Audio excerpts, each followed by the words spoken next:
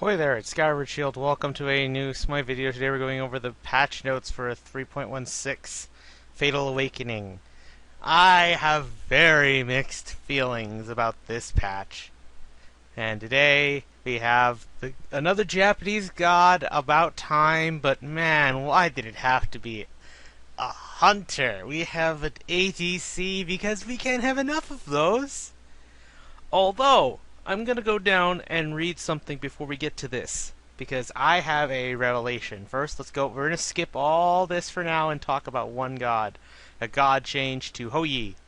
Hou-Yi is getting a power shift. We're going to see how this changes him. I think it's going to bring him down as many others. Hou-Yi has, I've said, I haven't made a tier list yet, but I guess now I won't be able to do it without this, because this is too big of a change for him. I always said Hou-Yi was the king of ADCs in competitive play. He was the best ADC, followed by Jubilanka and Rom, but now Rom's going to take the top. Abridged Vegeta is going to take the top like he's always wanted, because he is the hype. So Hou-Yi, base damage increase from 7230 to 75-255. Scaling's increased by 5%. Bonus damage per ricochet, however, is decreased by 10%. So it's a mix of a buff and a nerf. But then this other one, this is what makes it harder. Mark of the Golden Bow. Remove the bonus 25% penetration provided at rank 5. So it's only going to go up to rank 4 now. So this one will require the least amount of levels now, or you won't be leveling up this thing as much as you want. This ability now reveals all marked targets at all ranks. So that's a good thing. I've been surprised that this thing doesn't reveal where an enemy is on the map, kind of like Raijin and Raiju or Kaiju. It's Raiju. I don't remember his name. And the duration is reduced from 15 seconds to 10 seconds. Now, I could see this as kind of a reasonable thing in a way, because look, as soon as the duration's gone, he can just put it again. This at least gives it a break, because like I have at least these 5 seconds to myself. This is assuming a Hou-Yi doesn't build cooldown, which typically ADCs do not build cooldown unless you're going mid lane or you're Neath. Neath is like one of the few ADCs I can see that makes sense to build cooldown. But yes, I have mixed feelings about this. Yes, the ricochet is strong, so he's got even better clear. He's still the best clear in lane for an ADC. However, this is going to make him we have to wait and see, but I just don't think it's going to work as well. But who knows, maybe they'll pull a Guan Yu and revert everything back. We'll see. Anyway, let's go back up. The reason why I say this is because Izanami as an ADC pretty much replaces Hou-Yi, but she is a fusion of certain gods, which I'll get into as soon as we read this. Her passive, Death Draws Nigh. The closer Izanami gets to death, the more powerful she becomes. So in a way like Sun Wukong, but instead of Sun Wukong waiting until it's past a certain threshold of HP, she gets 4% physical penetration for each of her health, 50% of her health that is missing, up to a maximum of 20%. Here's for Sickle Storm. This is pretty much Freya's move. For 6 seconds, Izanami throws her Kama sickles even faster and more furiously. While active, they no longer return to her, but instead do 100% of her basic attack damage, plus additional bonus damage. She may reactivate this ability to revert to her normal basic attacks. So in case, like, say you clear the lane, you don't have to wait. Unlike with Freya, you don't have to wait till the clock runs out. With this, you could just think of another. You could just turn it off if you've already cleared the lane, so you could just start the cooldown earlier, kind of like Fafnir's ult. Like, okay, you went back to base, why keep the dragon form on? Just turn it back off already, so the cooldown starts earlier, and you could it'll come back a little faster in that. So there's a bit of a good benefit right there, because that's kind of what Freya's thing was. At least when I played her in a match of the day. Could be wrong. Anyway, 2, Spectral Projection. This is almost like Alpoish's attack, which ironically, once the passive is higher, it sounds, or I think it's when it's leveled up. Oh no, actually no. Let me read the effect first. Then I got it already. Izanami sends a demonic visage of herself, I think that's how you say the word, to strike down her enemies, damaging and slowing all enemies in a line. If an enemy god is killed while slowed by this ability, future uses of the slow will be increased by 60% per kill up to twice, for a maximum of 30%. So this move gets a buff for those kills she gets. It's got its first form, the second form, and then the third form. Third form's the strongest, but unlike, let's say, something else where you got this benefit, but then you die, it resets. No, this is permanent. So all Izanami needs to do is just get 2 kills. And she's got it. Assists won't work, I believe. I don't think they do. So when it gets to the max rank, it just sounds like Alpwash's attack. So yeah, it's going to be awkward when you have her and Alpwash on the same team. The only downside, I wish she was an anti-heal based god like Alpwash. I thought she would have made perfect sense since, you know, she's matron of the dead. She's Izanagi's wife, so would have been interesting. Anyway, third ability, Fade Away. This is where people were wondering she was going to be an assassin. This is what we found in the data mining. Izanami descended into the underworld, becoming stealth before leaping away from her current position. Firing a damaging ability or basic attack breaks her stealth. So you got to catch her. So in a way, it's kind of like a jump, but she goes under the ground instead of actually jumping. So this is what makes it weird. If she does this, unlike others who can jump, like Hou-Yi or Jingwei, which Awilix says, "Hi, I'm pulling you down with my ultimate." Awilix can't do that to her. So Izanami might be a counter pick to an Awilix if she comes up first. So yeah, and then to top that off, she's invisible for a few seconds. So she can jungle. She can do it. One thing to note I haven't mentioned yet: her basic attacks are it's like a boomerang. They come back to her. So there's you launch it forward, then it comes back after a certain distance. If there's a player-made wall, it'll just bounce back. So gods like Terra will be beneficial for her. They can clear the camps much faster. Terra, you wouldn't use Ymir because Ymir will have his 2 up in the early game, but Terra is perfect for her, just like I said, Hou-Yi. So this Izanami is the new Hou-Yi. But let's get to her ultimate. Dark Portal. Izanami summons a Dark Portal, which damages and silences all enemies in range. It's a small range, and just like with Terra, it has a long reaction time. It may change, but I don't think it will, because this circle, this one, it's really hard to get a group of enemies. The best way is if you have an Ares, and he ults them, like he ults a group of enemies, and they come in. Think of like if you're gonna see a video soon with probably next week where I play Ares. So spoiler alert, that's the god I'm playing next. I have my buddy Keith. We have Keith as Nox. So what we would do is I would ult, and as soon as they come to me, he would drop the silence, so they can't just run. They can't just not run. They can't just jump, like use their escapes right away. They have to walk out, which they won't be expecting that, and then I chain them so it's harder for them to escape. And of course, if Nox grabs one of them, they're dead. But you know, there's still the fact that everyone's dumpstering on them. So in this case, this could be another way of doing that. I mean, having a Nox and an Izanami would be repetitive, though. Let's just say that. But the damage isn't all that scary. At least when I saw it. At least when in the stream, the silence is a problem. The silence I can see a problem. So this would be good. This ult would be great with Ares or anyone that can lock someone into place for a certain amount of time. So Geb can work too, but this thing would primarily be used to focus one enemy. It's going to be really hard to get a group of enemies in here because the circle isn't all that big. Like you could fit in terms of not circumference, in terms of diameter, you can fit about 2 gods across each other. Basically, let's say we could fit 2 Terras across right next to each other. So yeah, and here's our palette swap, Dark Matron, Izanami.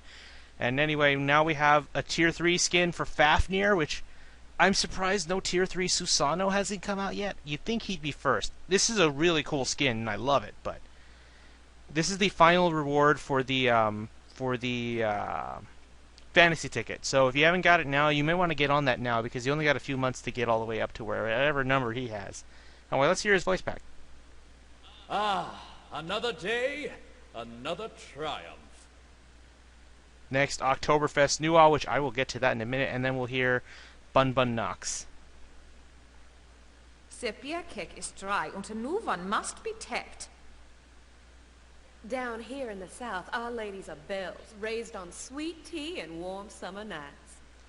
Well, okay, so Fafnir, you already heard. He turns into a griffin, by the way. Pretty cool. Griffins are surprisingly one of the not underrated per se. I mean, you still see them in some movies, like I guess I would think they're in Lord of the Rings. I haven't seen the movies, but I'm pretty sure they're in there. But Fire Emblem Awakening is the only other video game I can think of that used griffins, and Griffin Riders sucked in that game because all they used were axes. If only they gave them swords. I mean, it wouldn't be the first time a riding class has used a sword. I mean, have you not played Fire Emblem 7? Freaking Pegasus Knights use swords, and that's what makes them great. They are no longer afraid of barbarians, unless they have bows, which that's the warrior. No, it's not the. Yeah, it's the warrior. Anyway, but Oktoberfest New. I'm assuming this is a Europe exclusive for now, because it just sounds like a German thing. You only heard German. Duke Sloth is very offended by this because stereotyping, which, that's all Smite has been doing. So I'm not saying, yeah, why are you getting upset over that? Because I get it. Germany gets a lot of bad rep. I mean, if I were him, I would take this over something else they could have joked about. Something that happened in the late 30s, early 40s. Let's leave it at that. Let's be glad they didn't go there, which I don't think anyone would try to go there, unless you're making a game all about going after them, like Wolfenstein. I think that's what the game was called. Anyway, so yeah. Why does Newall get another skin? She just got the beach one. She got her volleyball one. Brooke's happy, good for her, but why does Newall get it? She's not even one of the most played gods. If it was another Kukulkan skin, I get more annoyed at that, but like, hey, Kukulkan is one of the most played gods in the damn game. I understand that. Same with Neith. That's why Neith has a shit ton of skins, because I get that. She is so played. You want to make money, so you choose the most targeted gods. Unless Newall has went up in the playability ranks, and that's why they're doing it, fine, but come on. Another one? This hasn't even been a month. Newall's skin came out, I think, at the beginning of August. I know it sounds like, oh yeah, my favorite gods aren't getting many skins, but that's not the point for me. To me, it's like, why are you giving gods so many skins in so little time? If this came out at least in October, ironic, no pun intended. If it came out in October, it's like, okay, fine, enough time had passed. I still wouldn't like it, but hey, it came out at the proper time. It came out at a fine time. Bun Nox, another Southern Belle type, which is a weird trend they're going with Nox, but hey, looks pretty. I might get it. I wonder if we have to buy this with gems or something, or is it going to be a chest? I hope it's not in a chest. I would like to get this skin, because I want to play with Nox. I want to play as Nox. Play with Nox would be fun, though, but speaking of chests, anyway, Tier 2, Sylvanas, and then if you want to talk about something to be offended by, Hoot and Holler Bacchus. Southern. This is a really, I wouldn't say racist. Duke's called racist. I call it stereotypical. I mean, he's like, why don't you bring out the worst in America?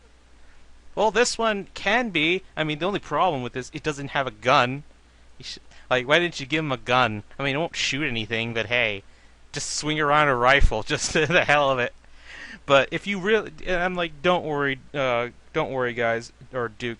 It's fine, because you know what we're going to get? We're going to get Donald Trump Ymir at some point. Especially, I hope he doesn't win, but if that happens, you can guarantee your ass that he's going to show up. Donald Trump Ymir, because we need to build a wall and make League of Legends pay for it. I've been asking for it for a long time, and we're going to get it at some point. At least that's what one of the Hi Rez guys said. Was it Chris? I don't remember. He had a name. He actually had a name. It wasn't Dry Bear, one of those with like a made-up name. But yeah. Anyway, achievements for Bastet, Kumbhakarna, Chunga. This is the final season ticket update. Griffin Dwarf, prize money global emote. I'm guessing this is like money coming out. And then an Adonis announcer pack. I'm disappointed because no actual god voice pack or announcer pack, but I'm guessing that's what they did with Ymir. So I'm glad I picked up Ymir. Ymir good, but I mean, I want to get this Adonis one, assuming it's good, because I'm not getting F dot, sadly. Oh well.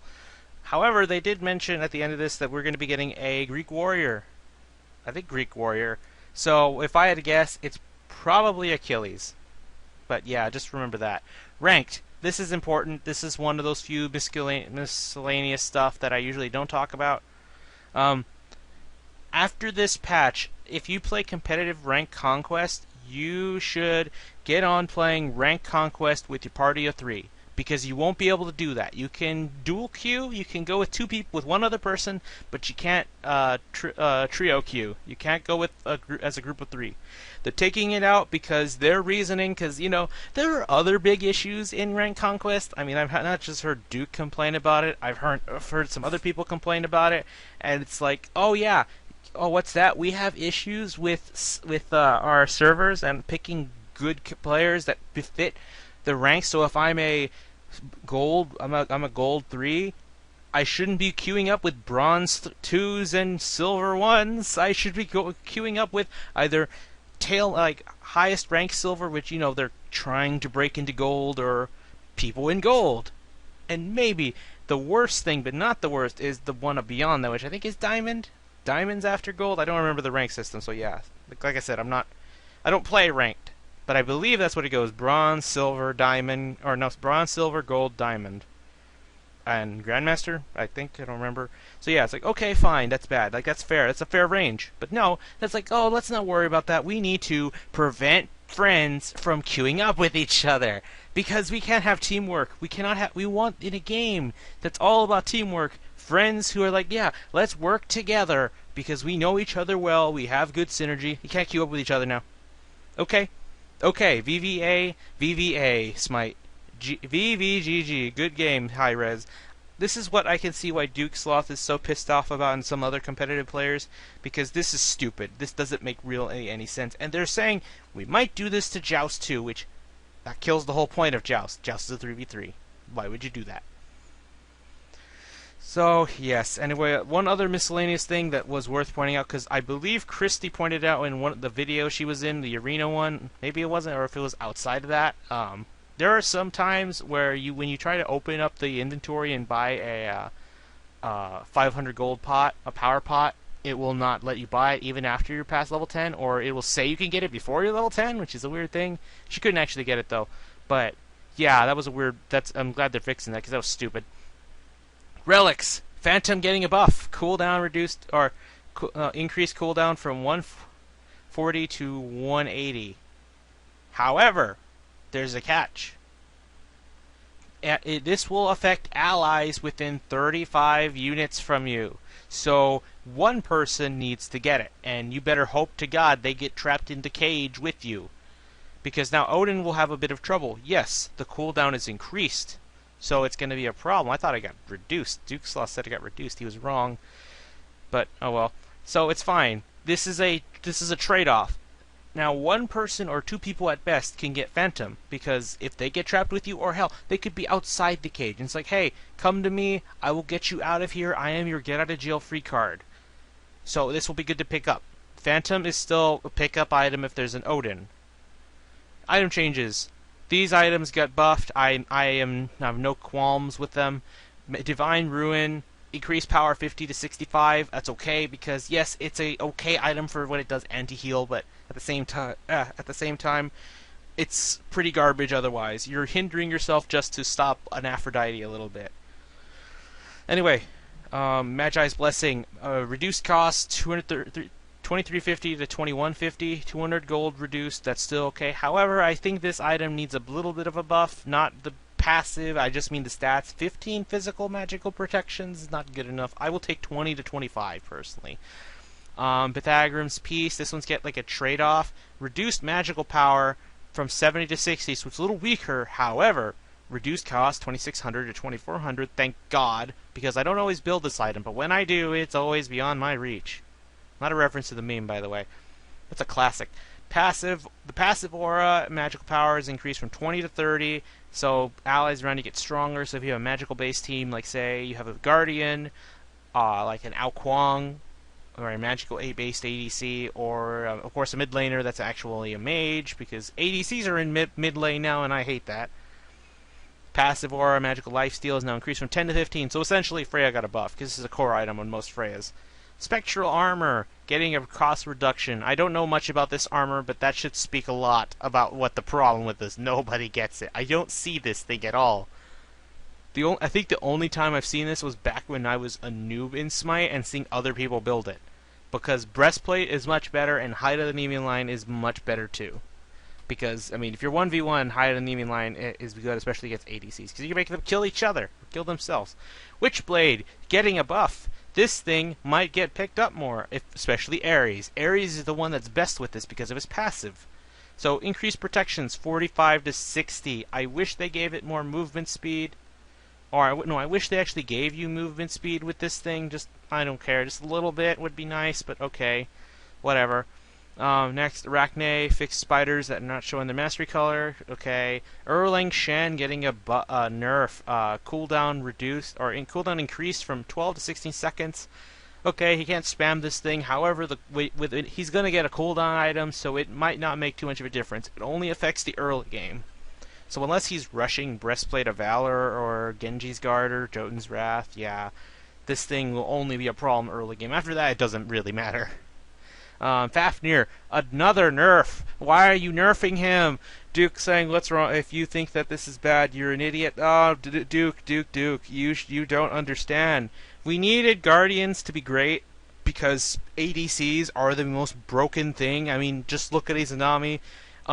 She looks, on paper, she looks devastating, so unless she's a disappointment, which I don't think she will be, we're going to be in a world of hurt. I mean, yes, I talked about Ho Yi, so I'm going to be skipping him already, sadly. Poor Ho Yi. I actually wanted to learn him because he looks fun to play, so I might start playing him now and then play him again once he gets nerfed, see how that works. Anyway, so Fafnir, Endless Greed, it's the bonus gold to be reduced from 4 gold to 2 gold. So guess what? You're definitely going to get Watcher's Gift to make up for what is lost. Because typically, because of this passive, Fafnir could always just get, instead of getting Watcher's Gift, he could just get a Mark of the Vanguard for more HP and defense. But now you're definitely going to be going for Watcher's Gift. So, that's too bad. Coerce, increased cooldown for 13 seconds, 15 seconds. I believe there's something else that was on here that they haven't mentioned. I don't like this. I really wish they don't keep nerfing him, but at least it wasn't the attack. The coerce, fine. I can live with it a little bit because at least the jump and the hammer didn't get nerfed again. But still, I do not want them to keep nerfing him to the ground because he might become unplayable. Because really, the only things they pay attention to for what gods to nerf or ban is competitive and actual esports teams playing each other.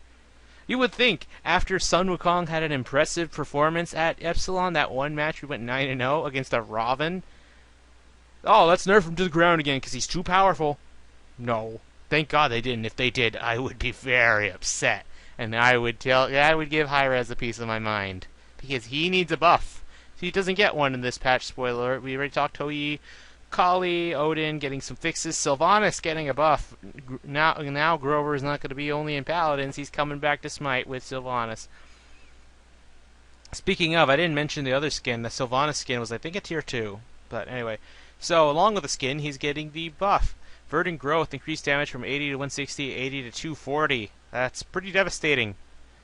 Wisps, increased protections from 525, 10 to 30. Nature's Grasp, reduced cooldown from 22 to 18, 20 to 16. Not bad at all. Sylvanas coming back. Guardians are getting buffed now, and we need that. Except Fafnir. Fafnir's the only one that keeps getting nerfed. He's getting the Kepri treatment. And soon he might not be playable as much as he used to be. But, you know, it's only because people discovered that he was good. Everyone's like, Fafnir's so disappointing. But I was saying, he just needs to get the 1s and the 3s, and he is devastating. And sure enough, yes, he was. And it was like, no, we're scared. Please nerf him, guys. It's the same people that cry out, Ratatoskr and Loki are overpowered. But you stop nerfing Rat. I mean, Loki you can't nerf, because if you nerf him, you kill the whole point of him. But Rat, stop it. Rat's not that bad. He's annoying, yes, but isn't that the point of being an assassin? You come in, you just wreck shop, and you go. And if you fail, you still have to go. But yeah. Anyway, yeah, that's it. Tier another general fix. So, all in all, I have very mixed feelings. I mean, on one hand, the item buffs are great. I mean, we got Izanami this time. These item changes are okay. I mean, I don't give a shit about passive armor. Phantom's okay. And yeah, the skins I mixed on. I like Fafnir's skin, Nox's skin. I don't really care about this one. And another new skin, okay. That's all, I'm just, why? But okay. But, yeah, we'll see. However, I forgot to mention this. The only way I'll be okay with this Izanami being an ADC is if I've been asking for this, and hopefully this happens at either the end of the year or the beginning of next year. Izanagi comes out as a guardian, because look, we have Ama as a warrior, Susanoo as an assassin, Raijin as a mage, and now Izanami as a hunter. Now, if Izanagi becomes a guardian, guess what? We can have the whole family. We can have not only the whole family, but we have the outsider Raijin just coming in and being, "What's up, guys? I'll be your mage."